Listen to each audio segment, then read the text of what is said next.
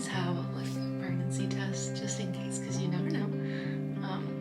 So I decided to take one, and we're just gonna wait, and we're gonna see.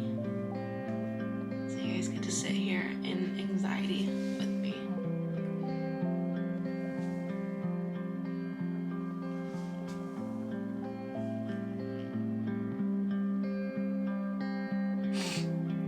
This is like really bad lighting. Oh my god. Oh my god.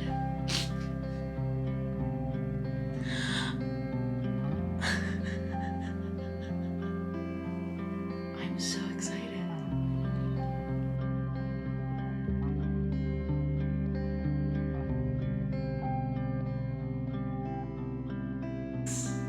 No! Yes! No. Yes!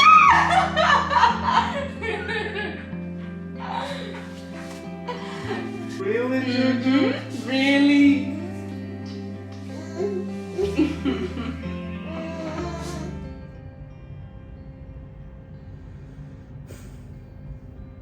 Hey guys, welcome back.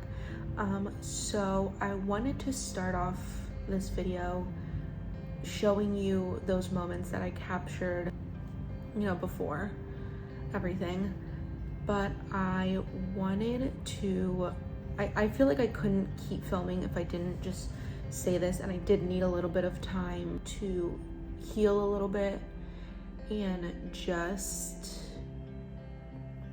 mental health really was what I needed. But it is still hard for me to talk about. I still get very emotional when I have to talk about it, so if I cry, this is like raw, real moment. But about 2.5 weeks ago, I, was 3 days late on my period, so I took a pregnancy test. We were trying, but not really trying. We were just like, whatever happens, happens. Whatever God decides for us, let it be what it be. And I took a pregnancy test and it came out positive. I took actually like 3 or 4 pregnancy tests just to be sure. I did the same thing with Nathan when I was first pregnant with him, and it just makes me feel better to know that I have a lot of reassurance in that. So I took a pregnancy test. I went to an urgent care, had them take a pregnancy test for me just to confirm it and make sure that I just wasn't making it up in my mind. I was pregnant for about a week, and then a week and a little bit after, it was like a Sunday. I don't even know if it was a week yet. I think it might have been, I'm not 100% sure. But on a Sunday, we went out, Christmas shopping, and the day was fine. I woke up completely fine. But that afternoon,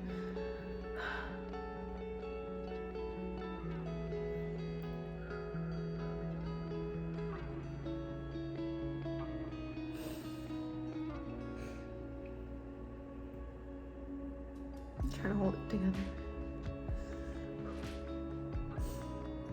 That afternoon, I had spotting a little bit, and I had never had that with Nathan before. I knew some women had implantation bleeding, which is very common, especially in early pregnancy. I was about like 4 weeks and like 5 or 6 days at that point, maybe 5 weeks, I don't remember. But I had some spotting, and to me, that's never a good sign. So that same day, I went to an urgent care, and she looked at me, she did a pelvic exam, she took my blood, she did all of it. She's like, from everything that I've canceled out from your exam, it's either 2 options. You are either miscarriaging or it's implantation bleeding. So, we'll do the blood test, we'll test out your HCG levels and see, if it is implantation bleeding or if you are miscarriaging. And she just kind of like prepared me for in case it was a miscarriage. And the bleeding was only a little bit, it wasn't a lot, it was really spotting, but it was still scary. Come the next day, that night I was like kind of like hopeful. I was like, oh, it's implantation bleeding. I just kept saying that, like, I'm not miscarriaging, it's just implantation bleeding, I'll be fine.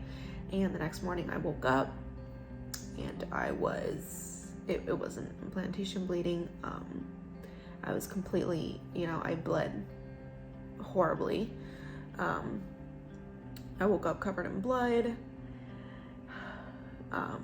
So I, waited for the urgent care to be open. I called the doctor and she confirmed it. She said my HCG levels were too low for how far along I was supposed to be. And she, diagnosed me with a complete miscarriage at about 5 weeks.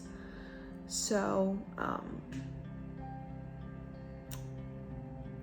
yeah, that's what I've been dealing with this past week and a half. It's still, fresh. It still hurts. I know a lot of people say, oh, well, it was early, at least, you weren't like far along, but it still hurts either way. To know that 1 week I was, pregnant and I was so excited to have another baby and give Nathan a sibling, and then a week later I completely miscarried. And I know it wasn't my fault, and I know there was nothing I could have done to prevent it, but it still hurts nonetheless. So I just wanted, to talk about it because it happens. It does happen. It's 1 in every 4 women. Unfortunately, I was that one. And I did lose the baby. I'm trying to stay positive. I'm trying to move forward. So yeah, I just wanted to talk about it because I feel like I couldn't really keep filming videos without talking about that, something real that happened to me that is very sad and I'm still trying to get over, but I am doing better. I'm trying to move past it, but I won't ever forget this. It's definitely something that I'll remember for the rest of my life, something that I'll always be scared of if I do get pregnant again, because it's always there. That possibility is always there, and it's a scary thing, but I don't want it to affect me in a way where I just don't want to get pregnant again because I'm scared that it'll happen again. It's all part of God's plan, and it just wasn't my time. So I know this video is kind of sad, and I didn't want, to have this sort of video come out, but in order for me to keep going and to keep creating and to keep my channel, I wanted to talk about this, get it off my chest, just for me, just so that I don't ever forget that it happened, don't ever forget that baby that could have been, that what if, because even though I was early on, that was still a child in my mind that I lost. So just know that if it happened to you, my heart goes out to you. It is the worst pain that an individual can feel, knowing that they were pregnant and they were gonna have a baby, and then a week later that dream just didn't happen. So I will catch you guys in the next video. Don't forget to like, subscribe, and I hope you guys have an amazing rest of your day. Bye.